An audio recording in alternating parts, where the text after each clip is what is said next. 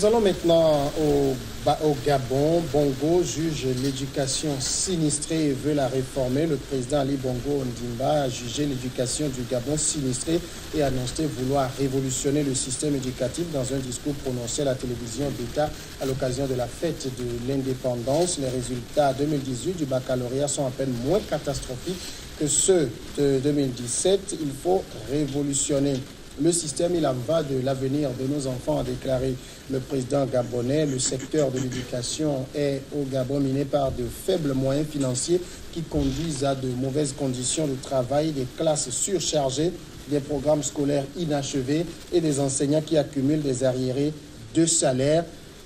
C'est Sylvestre Béni, le constat est un peu quasiment le même dans la plupart des pays africains. Et quand le président dit éducation sinistrée, le mot est fort.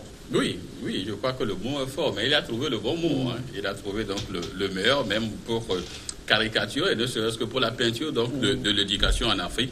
Il est vrai, on ne cessera jamais de le dire, nous avons été tellement abrutis par des notions ou des informations qui aujourd'hui ne nous servent pas. Voilà, donc... Et là, je crois que peut-être que si nous prenons peut-être le cas de notre pays, ça va de mal en pire. Parce que plus on avance, plus on a l'impression que le niveau baisse. Mais bon, personne ça ne met personne. Et là, nous sommes là, c'est pendant des années, on parle donc de revoir, de révolutionner ou de revoir le système éducatif. Mais on en parle, puis les années se suivent. Mais bon, personne ne décide à le faire. Je crois que le président gabonais a quand même pris une belle initiative donc, de révolutionner donc, le système éducatif. Mais là où lui aussi il a péché, parce que j'ai cru entendre, il disait que la priorité... Oui, il n'est pas aux revendications salariales. Voilà, c'est là où... À l'avenir de nos enfants. C'est là où il a... Non, il a une contradiction, parce que lorsque l'enseignant n'est pas dans de bonnes conditions, lorsqu'il n'est pas dans une aisance pour transmettre le savoir, ne pensez pas qu'il viendra donner tout le meilleur de lui-même. Donc, je crois que ça va de pair.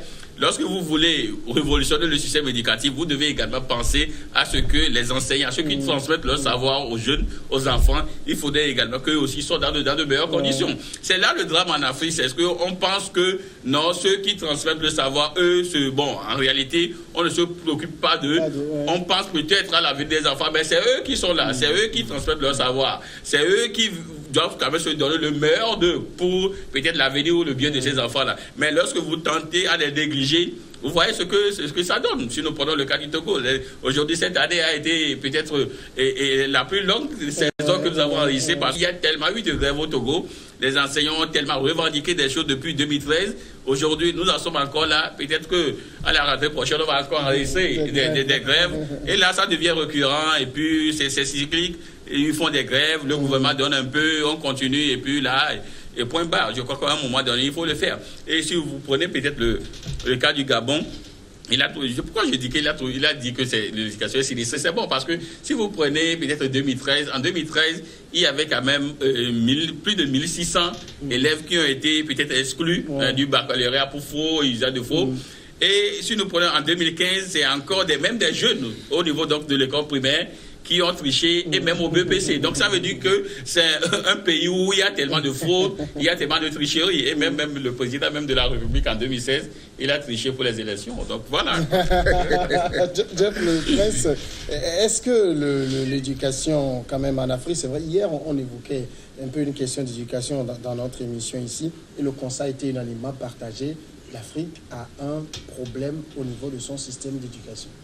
Oui, je suis d'accord avec vos analyses, avec les confrères qui avaient partagé cette même idée. Vous savez, nous sommes en train de quitter ce slogan qui dit « Tant vaut l'école, tant vaut la nation ».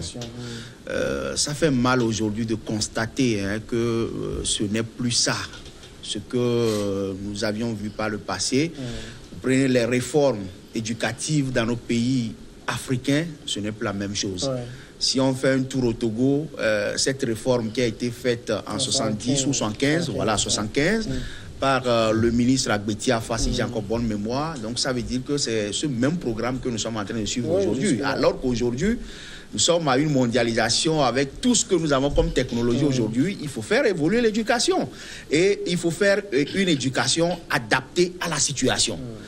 On nous a tellement moulé que l'Africain, surtout les pays francophones, à la fin de vos études, vous devez avoir la cravate, rester dans un bureau climatisé. C'est les problèmes que nous avons aujourd'hui.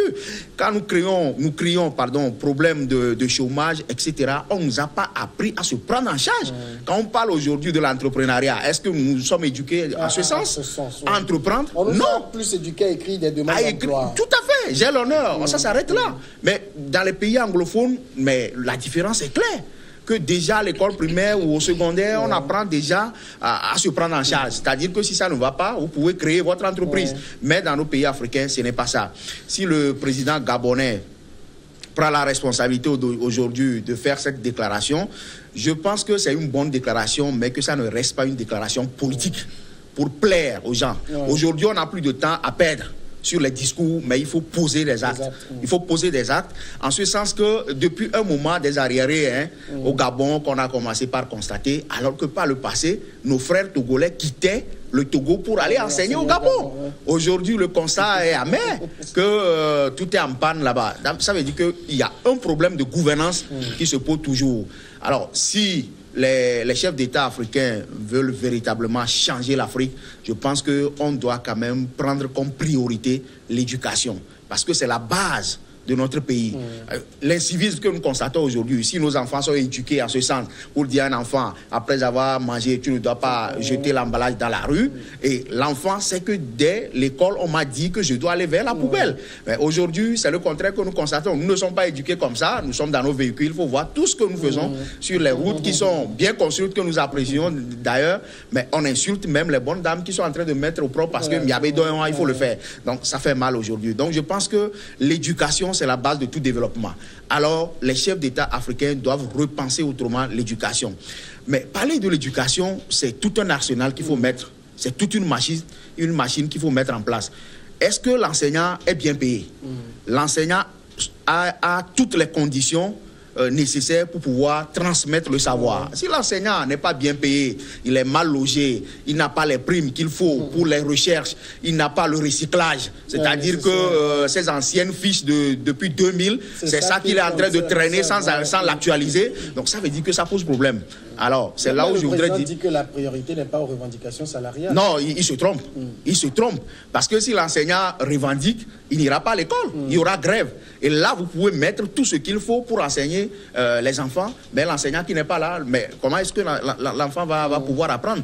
C'est-à-dire, vous mettez un ordinateur sur place, s'il n'y a pas quelqu'un pour manipuler l'ordinateur, ça ne marche pas. Ça reste comme ça. Donc, l'enseignant est considéré comme l'ordinateur qu'il faut prendre soin et quand même donner les moyens nécessaires, lui donner l'énergie nécessaire pour pouvoir transmettre ce que vous lui demandez de faire. Alors, on a quand même un président qui dénonce. Est-ce qu'un chef d'État dénonce? Ou il agit? Ah, voilà.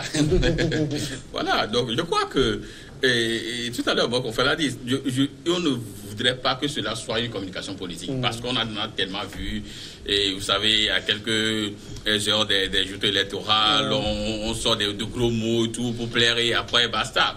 Donc, nous n'avons plus le temps à perdre, quoi. Il faut poser des actes.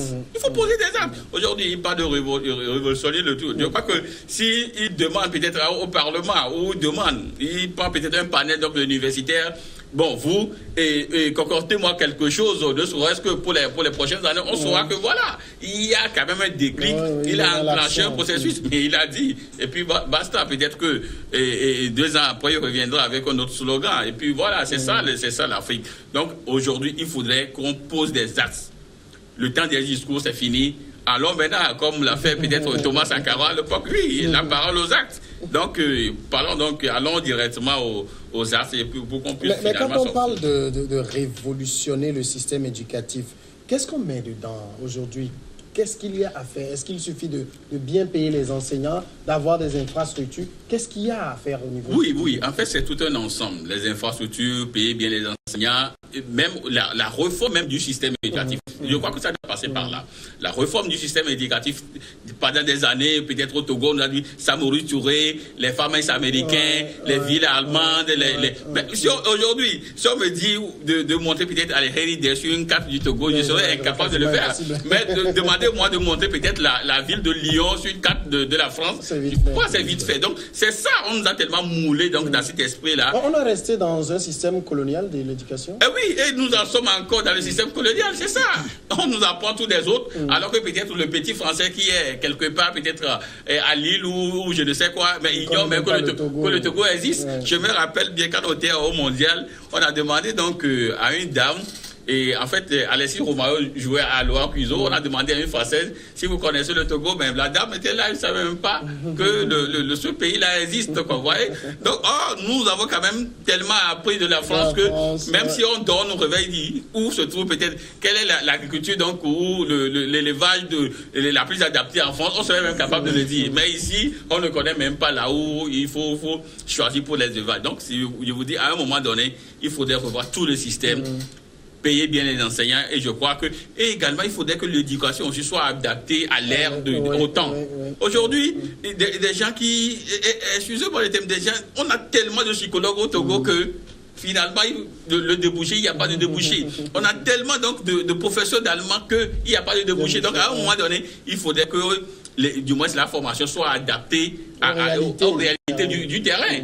Aux réalités du terrain, quelqu'un qui vient, qui va faire peut-être linguistique ou tout ça, le débouché c'est quoi? Des philosophes, des sociologues qui deviennent des philosophes qui deviennent des professeurs de français, et puis voilà quoi. Donc à un moment donné, il faut adapter du moins l'éducation aux réalités pour qu'on puisse en sortir. Alors finalement, est-ce que c'est les hommes qui doivent réfléchir, repenser l'éducation africaine qui manque? Oui, je pense que les hommes doivent réfléchir, repenser l'éducation africaine. Et ça doit commencer par nous. Est-ce qu'on a ce genre d'hommes qui doivent faire ce travail? Non, nous devons être conscients. On a plein d'universitaires bardés de diplômes, mais finalement, c'est comme s'ils ne servent à rien. Je suis d'accord avec toi. Nous devons commencer cela par nous-mêmes. Personne ne pourrait le faire à notre place. C'est-à-dire qu'on a toujours fait cette politique de la main tendue à l'Occident, qu'à un moment, on doit réfléchir, nous venons d'où et nous allons où? Les Africains doivent repenser. Vous savez, quand les petits blancs, permettez-moi les mots qui viennent ici, soi-disant experts, vous êtes avec eux sur le terrain, qu'est-ce qu'ils vous prouvent? Qu'est-ce qu'ils vous montrent comme démonstration? Le constat est là, la différence est grande. Un expert français qui est là contre un expert togolais ou bien un étudiant togolais, la différence est là. Mais on vous met devant le fait accompli, vous comprendrez qu'après tout, l'expert là, c'est un mot qui ne dit rien en son sens. Il faut savoir que les Africains, nous devons quand même commencer par repenser l'éducation. Qu'est-ce que nous pouvons faire pour changer le monde, pour changer l'Afrique? Parce que l'Afrique est tellement en retard. Nous avons toujours demandé à l'Occident de nous donner un programme. On fait copie-coller de l'éducation, soit les pays francophones, l'éducation française, c'est ça qui est collé chez nous. Mais ce n'est pas adapté à nos réalités. Chez eux, ils sont quand même permanemment dans la réforme de leur éducation. C'est le paradoxe. C'est ce que nous constatons malheureusement. Parce que je vais juste prendre un exemple. François Hollande était au pouvoir, il a fait une réforme de l'éducation. Macron est arrivé, il est en train de faire une réforme de l'éducation. On a comme des réformes chaque 5 ans. Mais nous, on est depuis 75, David dit, on est dans le même système. Nous sommes dans le même système. Même notre code, le code pénal de 1980 était resté jusqu'en 2000 ou 2002. Voilà, donc je crois, on a fait copier-coller et puis là, on se fonde là-dessus et puis la vie continue. Non, à un moment donné... Par exemple, chez nous au Togo, on a annoncé les états généraux de l'éducation. Est-ce que cela a été fait? Est-ce que cela a été fait? Nous avons quand même d'intellectuels, des inspecteurs pédagogiques, des conseillers pédagogiques qui sont là pour quand même réfléchir à une éducation adaptée au système, c'est-à-dire au temps actuel. Mais malheureusement, ce n'est pas le constat. Vous prenez le calcul quotidien de nos enfants aujourd'hui. Vous prenez le livre de lecture de nos enfants aujourd'hui. Le Togo qui est en train de faire des efforts de pouvoir changer ce document, mais allez-y dans les établissements pour voir si les documents sont disponibles. Comment est-ce qu'on veut révolutionner l'éducation sans mettre le matériel à disposition des enseignants ou bien des apprenants? Mais ça fait mal. Vous voulez que les enfants apprennent comme... Vous voulez changer le programme, il n'y a pas de document, alors que des milliards ont été débloqués pour quand même produire le document. Mais malheureusement, nous sommes là. L'Africain est le malheur de son propre frère africain. Je pense que nous devons repenser autrement pour dire, nous voulons faire de notre Afrique, dans 5 ans, dans 30 ans, nous voulons faire quoi de notre Afrique? Parce qu'aujourd'hui, ça devient un marché pour l'Occident. On vient en Afrique, on ramasse, on part. Il faut voir les commerçants dans les pays africains, sur le marché africain. C'est les étrangers qui viennent s'installer et qui font des milliards, qui retournent chez eux. Mais nous sommes là, nous tournons en rond, on ne fait rien dans notre pays. Vous voyez, dans les pays francophones, nous allons au boulot très en retard. Nous n'avons même pas la notion d'heure. À une réunion, on dit, indépendamment de ma volonté, un ministre qui vient dire ça. Nous voulons enseigner quoi à nos enfants? Je pense que tout cela, ça doit commencer par là. L'éducation, c'est la maison, c'est le comportement, c'est le changement. Ceux qui sont nommés ministres de l'Éducation, c'est des gens qui ont le niveau quand même. Oui, mais... Qu'est-ce qui les empêche de réfléchir et de proposer du nouveau? Non, ils agissent sur l'instruction personnelle du chef de l'État. Voilà. Ils agissent sur l'instruction personnelle du chef de l'État. Même quand vous prenez le programme de société du chef de l'État, il propose des réformes de l'éducation. Normalement, ils peuvent quand même copier cela. Mais non, ce sont des gens qui... Moi, je me demande, normalement, un ministre qui vient à un département doit avoir un projet. Un projet pour son département. Mais nous avons l'impression que les gens ne viennent que pour ouvrir les colloques, les refermer, ouvrir les séminaires, les refaire. Et surtout au niveau de l'éducation, ils attendent les examens pour faire le tour des établissements. Pour faire le tour avec peut-être toute une panoplie donc, de médias pour se faire voir. Et puis là, c'est basta, c'est fini. Et là, on recommence le cycle l'année prochaine. Je vous dis, à un moment donné, ça commence par frustrer. Franchement, est-ce que l'Afrique, peut-être parlons du Togo qu'on connaît le mieux, est-ce qu'on a les moyens d'une réforme de l'éducation? Je vais donner un exemple. Vous voyez dans le système combien de livres d'auteurs togolais. Moi, je ne suis pas capable de vous citer 5 auteurs togolais, mais je peux vous en aligner des auteurs français. Alors, est-ce qu'on a les moyens, les documents, le matériel, de faire un programme? Vous demandez à un jeune apprenant le nom d'un résistant togolais, il n'est pas capable de vous en donner, mais il peut vous parler de Napoléon. Oui, en fait, ça aussi, c'est une question de culture. C'est une question de culture générale parce que aujourd'hui, tel que vous l'avez dit, on nous a tellement... Je disais peut-être en début d'émission qu'on nous a tellement abrutis parce qu'on prend Émile Zola, on connaît Aimé Césaire, on connaît Damas, on connaît tout le monde. Même si on me dit de citer peut-être un auteur togolais, les gens sont capables de le dire. Donc, je vous dis que c'est une question de culture. Et puis, on nous fait croire que l'étranger est bon. Voilà, vous pouvez peut-être avoir le même diplôme. Et aujourd'hui, peut-être que quelqu'un qui a un diplôme, un BTS togolais, et l'autre qui a fait un tour peut-être au Ghana ou au Sénégal qui revient avec le même diplôme, ben on préfère celui qui vient de l'extérieur. Voilà, donc on nous a tellement sous-estimé également. Eux-mêmes, ils savent peut-être que c'est au niveau de l'éducation, on ne peut pas donner le meilleur que celui qui est allé ailleurs. Donc ça veut dire qu'ils privilégient ceux qui viennent d'ailleurs. Donc c'est une question de culture générale aussi. C'est pourquoi je dis qu'à un moment donné, il faudrait qu'on commence également à aimer notre patrie. Il faudrait aussi qu'il y ait l'amour de la patrie. Parce que si on ne commence pas à insérer des auteurs togolais, peut-être dans l'éducation, je crois que les jeunes vont commencer peut-être par les aimer. Il y a tellement de gens qui ont écrit quand même de beaux livres. Vous voyez, donc je crois que même mes livres sont là. S'ils peuvent, je peux même les... On oublie de le dire, vous êtes auteur aussi. Alors, il y a aussi peut-être un paradoxe. Vous avez des autorités qui gouvernent nos pays, qui disent qu'ils sont préoccupés par l'éducation, mais qui ont des enfants qui étudient dans des systèmes d'éducation étrangers, des programmes français, allemands, américains, canadiens et autres.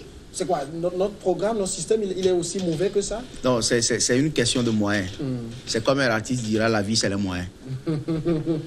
Mais le ministre, il a les moyens, il a décidé de pouvoir envoyer son enfant dans une école française, dans une école américaine. Pourquoi pas dans le programme du pays dont il est ministre? Oui, parce que, oui, comme le confrère l'a dit tout à l'heure, un étranger, 2 Togolais qui arrivent. Moi, je viens avec un diplôme canadien, peut-être Bac plus 2, un Togolais qui vient avec un diplôme togolais, Bac plus 2, on préfère prendre le Togolais qui vient du Canada. Alors on suppose que non, il a fait l'étranger, il pourra apporter quelque chose, alors que celui qui vit la situation, on le laisse à côté, on prend quelqu'un qui arrive. C'est ce que nous constatons. Donc, si les ministres sont dans cette dynamique, ils ont préféré pouvoir mettre leurs enfants dans les écoles étrangères que de les mettre dans les écoles togolaises. Ça veut dire que l'école togolaise ou bien nos écoles africaines même ont des problèmes. Je suis totalement ou partiellement d'accord avec le confrère. Tout à l'heure, quand il parlait des ministres, quand les ministres sont nommés, par exemple le ministre de l'Éducation, je pense que parfois c'est des postes politiques. Un ministre de l'Éducation peut être nommé par remerciement politique, par affinité, etc. Je suis d'accord, ça peut être un poste politique. Mais le ministre, en réalité, doit se faire entourer de techniciens. C'est pourquoi il a un cabinet. Et un ministre qui est nommé doit avoir un cahier de charge, comme il a dit tout à l'heure. Le cahier de charge, tu dois apporter des propositions au chef de l'État ou au chef du gouvernement pour pouvoir quand même exposer ces propositions en conseil de ministres. Et tes techniciens ont déjà fait le travail que toi, tu dois présenter en plénière. Donc, ça veut dire que tu peux ne pas être de l'éducation, mais être ministre de l'éducation, mais les techniciens sont là pour t'aider. Mais si toi, tu n'es pas de l'éducation, les techniciens sont là, qui te font des propositions, tu les mets dans les tiroirs, tu veux, sur instruction du chef de l'État, tu veux aller ouvrir et fermer les séminaires, bon, c'est tant mieux. C'est tant mieux, on fait le constat. Mais nous, je pense que l'éducation doit commencer à la maison aussi. Quelque part, nous, parents, nous fautons. Un enfant togolais qui a 2 ans, 3 ans, voire 4 ans, qui veut commencer le CI1, on commence par lui parler le français à la maison. On dit, ah, c'est ça, le français, mon enfant, si, ça. Moi, personnellement, chez moi, à la maison, ce n'est pas le cas. Et dit, ne parlez pas français à mon enfant. Oui, malheureusement. Alors que le constat est que si l'enfant arrive à maîtriser sa langue maternelle, et comprendre même le sujet dans sa langue. Voilà, c'est facile de pouvoir comprendre une langue étrangère. Et quand les enfants assimilent mieux, par exemple, vous êtes dans un milieu élevé, l'enfant assimile l'élevé, quand il commence le CP1, c'est rapide dans sa tête. Mais l'enfant qui n'est pas son papa et sa maman parlent élevé, et quand l'enfant est là, on lui parle français. L'enfant est quand même partagé entre 2 langues. Et je voudrais attirer l'attention des gens aussi en disant que, en réalité, une langue maternelle, ce n'est pas la langue de la maman de l'enfant. C'est la première langue que l'enfant a pu manipuler. Donc, l'environnement dans lequel l'enfant vit, il faut permettre à l'enfant de pouvoir s'épanouir dans cette langue d'abord avant d'aller à l'école. Si ça ne se fait pas comme ça, vous risquez de rater l'éducation de l'enfant. Donc, une bonne chose aussi, l'éducation, ça doit commencer chez nous à la maison pour ne pas quand même bourrer la tête des enfants pour dire, ah, il veut commencer l'école, il faut lui parler français, il faut faire ci, ça. C'est une très mauvaise éducation aussi que nous donnons à nos enfants. Sylvestre Béni, le président gabonais dit, le Gabon est l'un des pays en Afrique qui dépense le plus pour ses étudiants boursiers sans que les résultats ne soient au rendez-vous. À qui la faute? Au président gabonais, pas Ali Bongo, mais peut-être à ses prédécesseurs, parce que je me dis, et c'est vrai, parce que moi j'ai eu quand même la chance donc de fréquenter avec quelques étudiants gabonais. Au moment où peut-être les nôtres sur le campus se livraient, ils changeaient des projectiles avec les autorités universitaires. Je me dis que eux, je crois qu'ils reçoivent plus de 200 000 comme bourse et tout. Là, qu'est-ce qu'ils font? Vous prenez ils font la fête au Togo. Les étudiants gabonais ne font que la fête au Togo. Ils sont plus riches que les fonctionnaires, c'est normal. Que leurs enseignants. Ils sont plus riches que les enseignants. Vous voyez, ils viennent à l'école quand ils veulent, parce qu'ils ont fait la fête toute la nuit, donc il faut aller à l'école. C'est pas la faute des autorités. Parce que l'accompagnement est là, mais l'accompagnement est là, mais est-ce qu'il y a un suivi? Est-ce qu'ils ont été moulés dans cet esprit-là de bosser? Je vous dis que le Togolais, ce n'est pas peut-être du chauvinisme, mais je sais que le Togolais bosse. Parce que même si vous prenez notre devise, c'est travail, liberté, patrie. Il faut travailler d'abord. Le Togolais bosse. Si vous voyez le Togolais dans un pays donné, il se décacache. Il bosse, ne serait-ce pour avoir le pain quotidien. Mais je me dis que nous serons peut-être à la place de ces Gabonais-là, nous serons les meilleurs.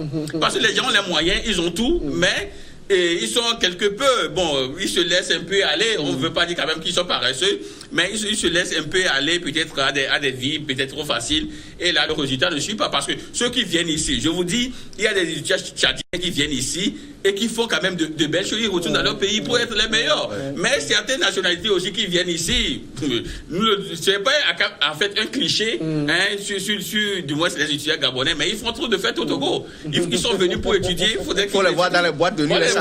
C'est eux qui payent beaucoup les grosses bouteilles. Alors, Jeff, le point, c'est le système éducatif dans nos États francophones. Est-ce qu'il n'est pas aussi un peu victime des ajustements structurels des institutions de Bretton Woods des années 80, où on a réduit le budget de l'éducation, de la santé et autres? Oui, je pense que c'est aussi un point essentiel à soulever. Quand vous prenez le budget, par exemple, le budget de nos pays africains qui sont votés, combien sont consacrés à l'éducation. Donc, le problème aussi est réel. Mais le peu que l'on met à disposition de cette éducation, quel est le suivi qui est fait par rapport à ça? Vous savez, aujourd'hui, les infrastructures, on n'en parle plus. Quand je prends mon pays, le Togo, vous prenez à 10 km de Lomé, la capitale, vous verrez des établissements vraiment... voilà. Comme le président gabonais a juste trouvé le mot sinistré. C'est des bâtiments sinistrés dans l'éducation. Donc, je pense que le problème, en réalité, ces regroupements des pays africains, quand nous prenons la CEDEAO, l'UEMOA, ils doivent quand même penser aussi à l'éducation, c'est-à-dire avoir une éducation sur l'espace CEDEAO ou UEMOA. Qu'est-ce qu'on peut faire ensemble pour pouvoir moderniser, révolutionner, comme l'a dit le président gabonais, révolutionner l'éducation africaine pour pouvoir permettre au continent africain de s'épanouir. On remarque maintenant la pause et on revient après le journal.